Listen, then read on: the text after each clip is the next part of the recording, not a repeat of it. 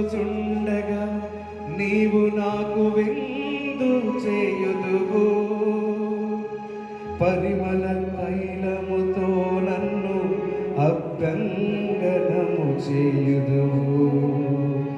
నా జీవిత కాలమంతయు నీ కరుణయు ఉపకారమును నా వెంట నడయాడును.